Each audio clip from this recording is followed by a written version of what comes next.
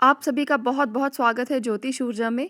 आज हम यहाँ पर बात करेंगे शिवरात्रि की। शिवरात्रि का पावन अवसर आ रहा है। भगवान शिव की पूजा और अर्चना विशेष फल देती है।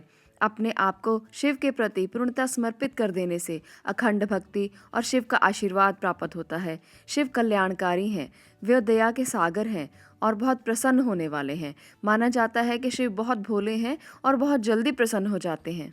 शिवरात्रि के पावन अवसर पर हर व्यक्ति अपने तरीके से शिव को प्रसन्न करने की कोशिश करता है। हम सब लोग चाहते हैं कि शिव हमारे द्वारा किए गए उपायों से प्रसन्न हो जाएं।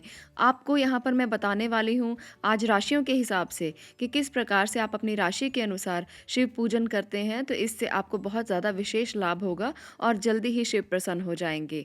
महाशिवरात्रि के अवसर पर जब शिव के पूजन की बात की जाती है तो सबसे पहले बात की जाती है उनके रुद्राभिषेक की, क्योंकि शिव का पूजन बिना रुद्राभिषेक के पूरा नहीं होता। तो यहाँ पर राशि के अनुसार किस चीज़ के साथ, किस वस्तु के साथ आप उनका रुद्राभिषेक कर सकते हैं जिससे शिव बहुत जल्दी प्रसन्न हो। रुद्राभिषेक का अर्थ है स्नान कराना, यानी कि भगवान रुद्र का अभिषेक करना। भगवान शिव को रुद्र कहा जाता है, उनका रूप शिवलिंग में देखा जाता है। माना जाता है कि शिव को प्रसन्न करने का सबसे अच्छा तरीका है रुद्राभिषेक करना, और वो अगर किसी ब्राह्मण के हाथ से हो तो और भी अच्छा माना जाता है। वैसे भी जटा में गंगा को धारण करने वाले शिव को जल सबसे अधिक प्रिय है, इसलिए रुद्राभिषेक को बहुत अच्छा माना गया है। तो आज हम यहाँ पर जानेंगे कि राशियों के हिसाब से आप किस वस्तु के साथ उनका रुद्राभिषेक कर सकते हैं ताकि आप विशेष फलों को प्राप्त कर सकें। आज हम यहाँ पर बात करेंगे मीन राशि की। मीन राशि के जो स्वामी हैं वो हैं बृहस्पति ग्रह। बृहस्पति के लिए हम ये कह सकते हैं कि अगर भगवान शिव का रुद्राभिषेक करना हो तो पीली वस्तुओं के साथ करना चाहिए। ऐसे में आप पीली सरसों का इस्तेमाल कर सकते हैं। नाग केसर भगवान शिव को चढ़ाया जा सकता है। पीले फूलों की माला चढ़ा सकते हैं। हल्दी से भगवान शिव का रुद्राभिषेक कर सकते हैं। हल्दी को आप गंगा जल में मिला लें और उसके बाद भगवान शिव का रुद्राभिषेक करें। बहुत ही प्रिय है हल्दी और गंगा जल का ये मिश्रण। ऐसे में गजकेसरी योग का निर्माण माना जाता है। ऐसा माना जाता है कि इस प्रकार से अगर आप भगवान शिव का रुद्राभिषेक करते हैं तो आपकी हर मनोकामना पूरी होती है। आप भगवान शिव के सामने बैठें, उनसे प्रार्थना करें कि आपकी हर मनोकामना को वो पूर्ण करें, और ज़रूर भोलेनाथ महाशिवरात्रि के शुभ अवसर पर अपने किसी भी श्रद्धालु को वो खाली हाथ नहीं जाने देते। इन सब वस्तुओं को चढ़ाने के बाद भगवान शिव के ऊपर बिल्वपत्र को चढ़ाना बहुत ज़रूरी है। बिल्वपत्र भगवान शिव को बहुत ही विशेष प्रिय हैं। उसके ऊपर आप ओम नमः शिवाय लिखकर भगवान शिव को बिल्वपत्र अर्पित करें। ऐसा करने से भगवान शिव की अपार कृपा आपको प्राप्त होती है। इसके बिना भगवान शिव का रुद्राभिषेक अधूरा रह जाता है, इसलिए बिल्वपत्र को चढ़ाना बहुत आवश्यक है। बिल्वपत्र को बहुत ही संपन्नता का प्रतीक माना जाता है। ये बहुत ही पवित्र और समृद्धि देने वाला माना गया है। मान्यता है कि बेलपत्र में माँ लक्ष्मी का वास है।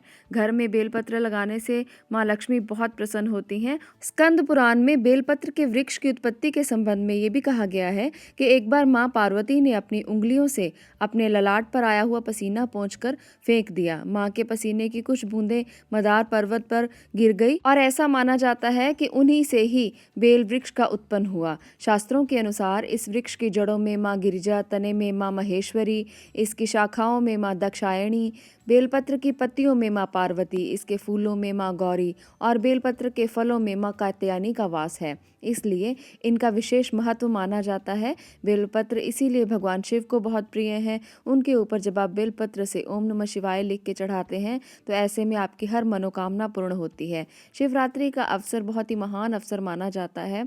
इस समय पर अगर आप ये विशेष उपाय करते हैं तो उनके भाग्य का साथ उनको मिलने से कोई नहीं रोक सकता। भगवान शिव प्रसन्न होकर उनको भाग्य का साथ देंगे और इसके साथ साथ उनकी हर मनोकामना भी ज़रूर पूरी होगी। बिल्वपत्र को जब हम तोड़ते हैं तो इसके लिए कुछ विशेष सावधानियां रखनी बहुत ज़रूरी होती हैं। इन सावधानियों के बारे में थोड़ा सा जान लेते हैं। जब हम बिल्वपत्र को तोड़ते हैं तो उनकी पूरी टहनी को नहीं तोड़ना चाहिए, सिर्फ आप पत्तों को तोड़ें। उनकी पूरी टहनी को अगर आप तोड़ते हैं तो इससे आपको दोष लगता है।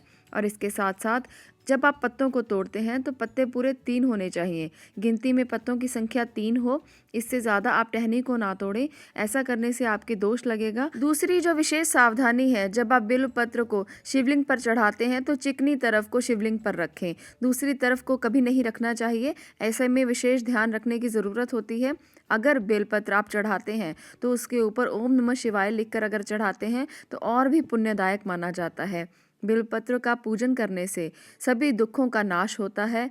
यह भी विशेष ध्यान देना चाहिए कि बेलपत्र की पत्तियां कहीं से भी कटी फटी या टूटी हुई ना हो और इसमें कोई भी छेद नहीं होना चाहिए। अगर ऐसा होता है तो इन्हें खंडित माना जाता है और खंडित पत्ते कभी भी भगवान पर नहीं चढ़ाए जाते। तो इन चीज़ों का आप विशेष ध्यान रखें। अगर ऐसा करेंगे तो आपको आपकी पूजा का विशेष फल प्राप्त होगा और भगवान शिव आपसे ज़रूर प्रसन्न हो जाएंगे। तो चलिए, महाशिवरात्रि के पावन अवसर पर आप भी भगवान शिव को प्रसन्न करने के लिए खूब पूजा पाठ करें, उनका रुद्राभिषेक करें। आज के लिए इतना ही। अगर आप लोगों को ये वीडियो अच्छी लगी हो तो इसे लाइक करें, इसे शेयर करें और इस चैनल को सब्सक्राइब करें। वीडियो को देखने के लिए धन्यवाद।